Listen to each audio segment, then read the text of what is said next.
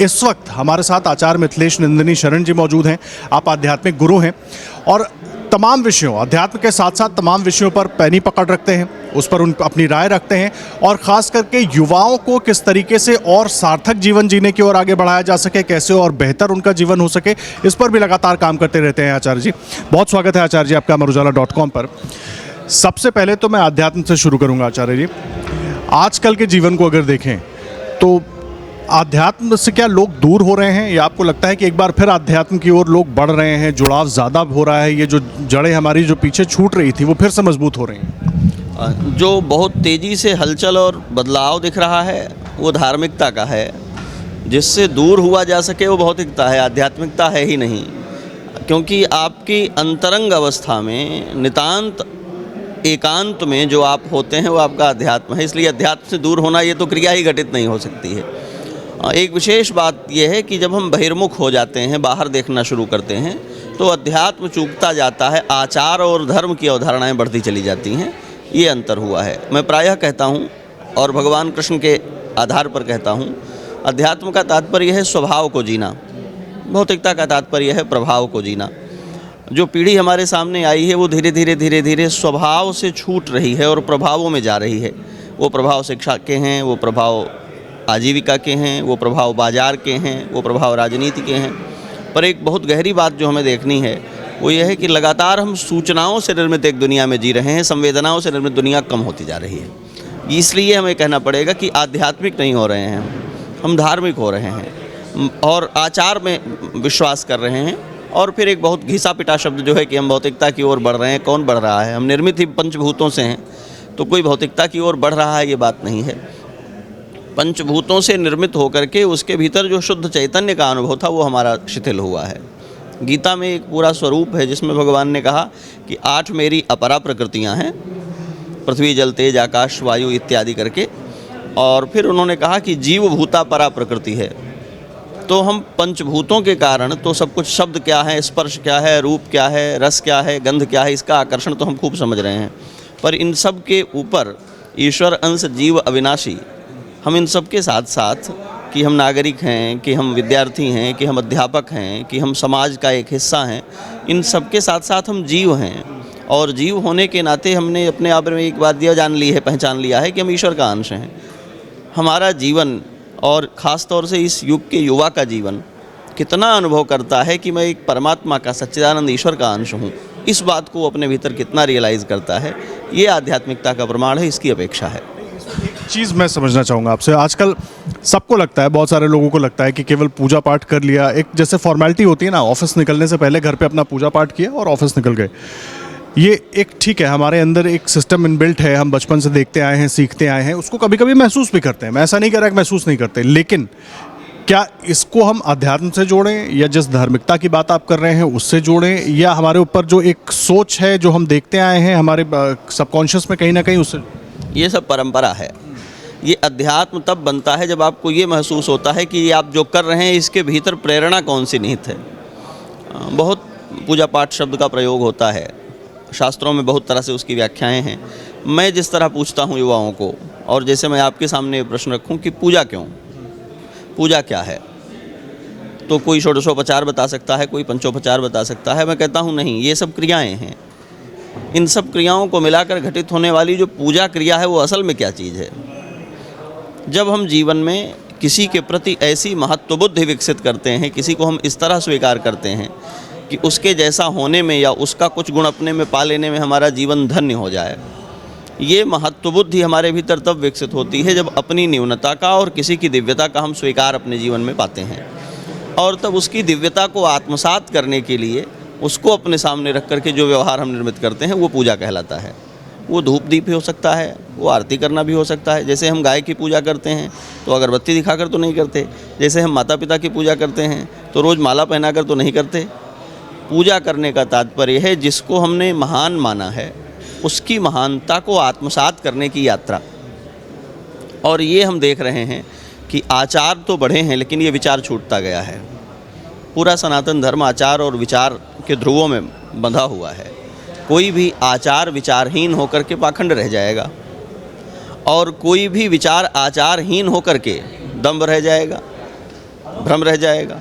तो इन दोनों के बीच एक संतुलन बनाने की आवश्यकता है। जो गतिविधियाँ बढ़ी हुई दिखाई पड़ती हैं, जो बहुत तरह का आयोजन होता दिखाई पड़ता है, वो आयोजन मूल रूप से देश काल का प्रभाव है। अपनी परंपराओं, हम सब के भीतर एक स्वभाव है अपनी परंपराओं में, अपने अभ्यासों में वापस लौटने का और उनसे दूर जाने का।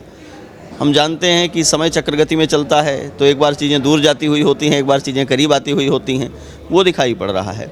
लेकिन आध्यात्मिकता का तात्पर्य है अपने को विराट के साथ प्रतिक्षण निरंतर प्रत्येक दशा में संबद्ध पाना, किसी भी परिस्थिति में अपने को कुंठित नहीं होने देना, किसी भी परिस्थिति में अपने को हीन और तुच्छ नहीं पाना।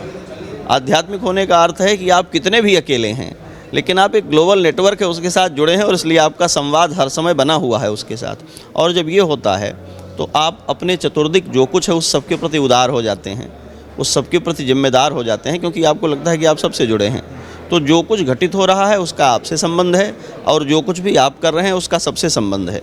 और ये आध्यात्मिकता मनुष्य को उसकी तुच्छता से, उसकी सीमा से निकालकर, व्यष्टि से निकालकर समष्टि के साथ एकाकार कर देती है। इसमें अध्यात्म की भूमिका है। बहुत अहम बात आप कह रहे हैं। अच्छा, अध्यात्म की तो हम बात कर रहे हैं, थोड़ा सा युवाओं की बात कर लेते हैं। देखिए, युवाओं के लिए आचार्य जी काफ़ी कुछ करते रहते हैं ताकि युवा और बेहतर हो, आगे बढ़े। युवा क्या मार्ग भटक रहा है? पढ़ाई लिखाई, कामकाज का बोझ, भागम भाग वाला जीवन, लाइफस्टाइल आजकल सबका चेंज है। मैं सिर्फ भारत के युवाओं की बात क्यों करूं, पूरे दुनिया के युवाओं की यहाँ पर चर्चा कर लेता हूं। और बहुत सारे बदलाव देखने को मिल रहे हैं, कैसे उसको देखते हैं, उसमें क्या होना चाहिए? मैं नहीं समझता कि युवा भटक रहा है। मैं ये समझता हूँ कि वो अपने बहुत वर्षों पहले तक जिस तरह के युवा हुए हैं उनसे कहीं ज़्यादा स्मार्ट हुआ है, इक्विप्ड हुआ है और बेहतर हुआ है। एक चुनौती बढ़ी है। जब बहुत तेज़ रफ्तार चलने वाली गाड़ियाँ आती हैं तो आप देखते हैं कि उनका पूरा कमांड सिस्टम भी स्मार्ट होता है। एडहास आ गया है, अपने आप ब्रेक लग जाएगा, बहुत सारे सेंसर्स आ गए हैं। अगर ये नहीं हुआ और स्पीड बढ़ी तो रिस्क बढ़ जाएगा। हमने देखा है कि इधर बीते दशकों में, और आप कुछ पीढ़ियाँ कह सकते हैं, जिसमें युवाओं का और शुरू से कहें तो बच्चों का निर्माण अभिभावकों के बिना हो रहा है। जिन बड़े लोगों की छाया में व्यक्तित्व निर्मित होते थे, वो बड़े लोगों की छाया हमारे सिर से हट गई है। बच्चे पढ़ने के लिए घरों के बाहर निकल गए हैं, बच्चे आजीविका के लिए घरों के बाहर निकल गए हैं। परिस्थिति ऐसी बनी है कि प्रायः जो बड़े हमें कंट्रोल करते थे वो हटे हैं किसी न किसी रूप में। और घर में भी अगर बच्चे हैं तो तकनीक ने और संसाधनों ने उनको अकेला और सेपरेट किया है। उससे एक चुनौती निर्मित हुई है। उनमें जो वो स्मार्ट सेंसरशिप की एक योग्यता थी, अपने को ऑब्जर्व करने की, अपनी समीक्षा करने की, वो ख़त्म हुई है। अभिभावकों की छाया में रहने वाले बच्चे ये जान लेते हैं कि उन्हें कहाँ कहाँ से देखा जाता है और कैसे कैसे टोका जाता है, वो कहाँ कहाँ से चूक सकते हैं, खुद से खुद नहीं हो सकता। इसकी कमी आई है और इस कमी ने उनकी बढ़ी हुई स्पीड में किसी भी परिस्थिति में उनको अपने को प्रबंधित करने की उनकी योग्यता कम कर दी है। बाजार की दृष्टि से वो प्रबंधित हो रहे हैं, कैरियर की दृष्टि से वो प्रबंधित हो रहे हैं, लेकिन कैरेक्टर की दृष्टि से प्रबंधित नहीं हो पा रहे हैं। और ये थोड़ी दूर निकल जाने के बाद, मैं समझता हूँ आधा जीवन जी लेने के बाद उन्हें रियलाइज़ होता है और तब एक तरह के फ्रस्ट्रेशन में, एक तरह की नकारात्मकताओं में जाते हैं और वो परेशान भी होते हैं। तो इस बात की बहुत ज़रूरत है कि जो हमारा युवा है वो बहुत ऊर्जा के साथ तैयार हुआ है, लेकिन युवा है क्या ये पहचानना होगा। एक और बात मैं आपसे जानना चाह रहा था, समलैंगिकता, LGBTQ, इस विषय को लेकर बहुत सारी बातें होती हैं, अलग अलग लोगों की अलग अलग राय है और काफ़ी लोगों को लगता है कि उनके हिसाब से सही है या उनकी सोच के हिसाब से सही है या समय के हिसाब से ये बदलाव सही है। इसको कैसे देखें? जो कोई भी यात्रा, कोई भी विचार समाज में जब शुरुआती दिनों में होता है तो उसको लेकर के बहुत अधिक ऊर्जा होती है और लोग बहुत जजमेंटल होते हैं, क्योंकि उसके साथ अपने को समायोजित करने की कोई योजना पहले से नहीं होती। तो मेरा तो पहला आग्रह यही होता है कि ये वो अवधारणाएं हैं जो समाज में अभी पांव रख रही हैं, विद्यमान तो थीं लेकिन उनको बहुत स्पष्ट अवधारणाओं के साथ नए भारत में या नई दुनिया में नहीं पहचाना गया है। तो हमें जजमेंटल नहीं होना है, पहली बात। दूसरी बात ये कि हम जो भी इसको युक्ति दें, जो भी इसकी सराहना करें, वो केवल मानवीय धरातल पर कर सकते हैं। और मनुष्यता दो तत्वों में बंधी हुई है, एक उसकी प्रकृति है और दूसरी उसकी संस्कृति है। मैंने कई आयोजन इसके किए हैं, अपने आयोजनों में भी, युवा धर्म संसद में और उत्कृष्ट भारत में, और हम लोग इस पर बातचीत करते हैं। इस दृष्टि से बातचीत करते हैं कि जो भी इससे जुड़े और इसके प्रभाव के लोग हैं वे हमारे समाज का हिस्सा हैं, और इस एक पक्ष को छोड़ दिया जाए तो वो समाज को बहुत कुछ दे रहे हैं और हमारे भीतर जी रहे हैं, हमारे साथ जी रहे हैं। तो उन्हें हम एक अलग सी पहचान में ले जाएंगे तो विरूपित हो जाएगा समाज। लेकिन उनको सामान्य समाज का हिस्सा बनाते समय हमको ये सोचना पड़ेगा। हमने इस पर लिखा भी है, बोला भी है। एक बड़ा तर्क होता है कि ये बहुत प्राकृतिक है, ये किसी को सिखाया नहीं गया है। लेकिन प्राकृतिक होने से सब कुछ प्रमाणित नहीं होता। हम सब प्राकृतिक रूप से निर्वस्त्र जन्मते हैं, पर हम किसी समाज की कल्पना नहीं करते हैं जिसमें हम कहें कि प्राकृतिक होना निर्वस्त्र होना है इसलिए हम नंगे रहें। हम सब प्राकृतिक रूप से अशिक्षित लोग हैं, कोई बच्चा पढ़ करके नहीं आता, और हम इतने प्रयत्न करके सबको पढ़ाते हैं और चाहते हैं एक शिक्षित समाज हो। प्राकृतिक रूप से हम शिक्षित नहीं थे। शर्त क्या है कि हमारी प्रकृति दारुण है, वो अच्छी भी होती है, वो बुरी भी हो सकती है, वो भयानक भी हो सकती है। तो हम उस प्रकृति को मनुष्य के जीने के लिए उसके अनुकूल बनाते हैं, इसी का नाम संस्कृति है। प्रकृति को उसकी विराट पद्धति में, उसके विशाल वातावरण से चुनना और मनुष्य के जीने के लिए उसको अनुकूल बना देना, ये संस्कृति का काम है। समलैंगिकता के जो आग्रह हैं उसमें उनके विरुद्ध खड़े लोग भी और उसके पक्ष में खड़े लोग भी संवाद की स्थिति में आ जाएं तो ज़्यादा बढ़िया परिणाम आएंगे। और ये समझने को मतलब आगे बढ़ना पड़ेगा, साझा जीवन की मूल्यवत्ता क्या है। क्या साझा जीवन की मूल्यवत्ता केवल दो लोगों का शारीरिक रूप से प्रसन्न रह लेना है? ऐसा नहीं है। भारत के सारे शास्त्र, सारी परंपराएं और यहाँ तक कि राजाओं के बारे में बात करने वाले रघुवंश महाकाव्य, जब वो कहते हैं कि क्यों विवाह किया रघुवंशी राजाओं ने, तो इसलिए विवाह करते हैं कि संतान हो सके। विवाह की अब तक दुनिया भर में जो अवधारणा रही है और जोड़े की जो अवधारणा रही है, आखिर तो हम उत्तरजीविता में प्रोडक्टिविटी को, उत्पादकता को निरस्त करके कैसे जाएंगे? और जो समलैंगिकता के आग्रह हैं वो इसको निरस्त करते हैं। तो जो एक बहुत मौलिक और परंपरा से प्राप्त अवधारणा है समलैंगिकता माने जोड़े में साझे जीवन की, उसमें से एक बड़ी चीज़ छूट रही है। तो हमें किसी का अनुमोदन करते हुए ये सोचना पड़ेगा कि फिर ये जो हम निर्मित कर रहे हैं इसका आगे परिणाम क्या होने वाला है। और समाज जो किसी भी अच्छाई और बुराई का अंतिम आश्रय है, कोई व्यक्ति बहुत उन्नति कर जाए तो और बहुत अवनति में चला जाए तो भी वो जाएगा कहाँ? गिरेगा तो धरती पर। संस्कृत में एक सूक्ति है, भूमौ स्खलित पादानाम भूमिरेवावलंबनम। धरती पर चलने वाला आदमी जब गिरेगा तो धरती पर ही गिरेगा। तो समाज को इस तरह की योजना से क्या मिलने वाला है? क्योंकि संरक्षण तो समाज देगा, क्योंकि पोषण तो समाज देगा, उसका नाम हम जो भी दें, पर हमारे समाज में मनुष्यों को पालने, उन्हें आश्रय देने, उनको संरक्षण देने की इकाई तो समाज निर्मित करता है। समलैंगिकता की जो पूरी यात्रा है उसमें इनको सारा संरक्षण और व्यवस्थाएं देता हुआ समाज इनसे रिप्रोडक्ट के रूप में क्या पाएगा? ये एक प्रश्न होगा। तो मेरा ये आग्रह है कि इसको बहुत समर्थन के नाम पर, बहुत एप्रिशिएट करने के नाम पर हम बहुत मौलिक तर्कों की जो उपेक्षा करते हैं, और इन दिनों चूंकि बहुत ग्लैमराइज होकर के चीज़ें सामने आ रही हैं, तो बहुत बड़ी संख्या जो है हमारे युवाओं की, वो उसके जो मौलिक प्रश्न हैं और चिंताएं हैं उनका सामना नहीं। उसे लगता है कि अरे भाई ये तो बीइंग ह्यूमन, इनका पावर है, इनको क्यों रोक, इनका अधिकार है, इनको दिया जाना चाहिए, ये इनका राइट है, इनको आप क्यों? ये ठीक नहीं है। क्योंकि किसी को क्या अधिकार दिए जाएंगे, किसी को क्या सुविधाएं दी जाएंगी, यह देखते हुए व्यक्ति के रूप में समाज उससे कितना अपना निवेश करेगा और उससे क्या ले पाएगा, ये भी देखना चाहिए। इसी दृष्टि से सारी बातें मैं कहता हूँ उसको। लेकिन अगर मैं सीधा सीधा आपसे पूछूं, इस विचार को क्या स्वीकार किया जा सकता है, किया जाना चाहिए या नहीं किया जाना चाहिए? व्यक्ति की सत्ता में इसको स्वीकार किया जाना चाहिए, समाज की सत्ता में इसको प्रबंधित किया जाना चाहिए। क्योंकि ये व्यक्तिगत जीवन की रुचियाँ और आग्रह हैं। व्यक्तिगत जीवन की रुचियाँ और आग्रह यदि समाज जीवन को कुछ नहीं दे रहे होंगे तो उनको सामाजिक इकाई के रूप में रजिस्टर करना कठिन काम है। ये मेरा पक्ष है। पूर्ण बात आप कह रहे हैं। अच्छा, थोड़ा आगे बढ़ते हैं। जय श्री राम से जो सफ़र शुरू हुआ था वो अब जय सिया राम तक पहुंच गया है। आचार्य जी, कितना बदलाव और आगे इससे क्या उम्मीद कर रहे हैं? किस तरह का बदलाव हमारे समाज के, हमारे देश के अगर हम बात करें, क्योंकि बहुत जुड़ाव है हम सब। कोई भी यात्रा परिपक्व होते हुए अधिक मधुर होती जाती है, अधिक सौम्य होती जाती है।